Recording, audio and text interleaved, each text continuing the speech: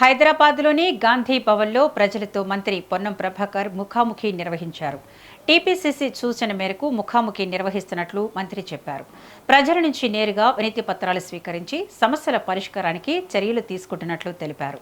గతంలో రేషన్ కార్డుల కోసం వేల సంఖ్యలో దరఖాస్తులు వచ్చేవని, కానీ ప్రస్తుతం ఒక్క రేషన్ కార్డు కోసం కూడా దరఖాస్తు రాకపోవడం ప్రభుత్వ పనితీరుకు నిదర్శనమని మంత్రి పేర్కొన్నారు. ప్రజా ప్రభుత్వం అధికారంలోకి వచ్చిన తర్వాత అర్హులైన వారందరికీ రేషన్ కార్డులు మంజూరు చేసినట్లు తెలిపారు. ప్రస్తుతం ప్రధానంగా భూ సమస్యలు, కొత్త పింఛన్లకు సంబంధించిన వినతి పత్రాలే ఎక్కువగా వస్తున్నాయని వెల్లడించారు.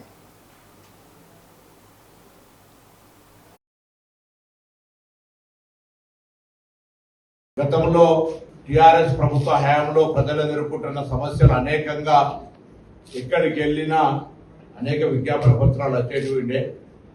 ఇప్పుడు తెలంగాణ ప్రజాపాలన ప్రభుత్వం అధికారంలోకి వచ్చిన తర్వాత అర్హత కలిగినటువంటి వాళ్ళందరికీ రేషన్ కార్డు ఇచ్చేటువంటి కార్యక్రమాన్ని ఎక్కడికక్కడే డిసెంట్రలైజ్ చేసి కొనసాగిస్తారో. ఒక్క రేషన్ కార్డు గురించి కూడా ఒక అప్లికేషన్ వచ్చేటువంటి సందర్భం లేదు.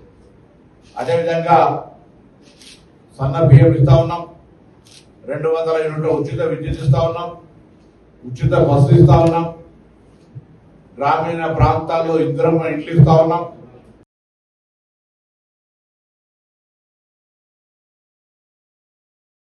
గతంలో టిఆర్ఎస్ ప్రభుత్వ హయాంలో ప్రజలు ఎదుర్కొంటున్న సమస్యలు అనేకంగా ఎక్కడికి వెళ్ళినా అనేక విజ్ఞాపన పత్రాలు వచ్చేటివి ఉండే. ఇప్పుడు తెలంగాణ ప్రజాపాలన ప్రభుత్వం అధికారంలోకి వచ్చిన తర్వాత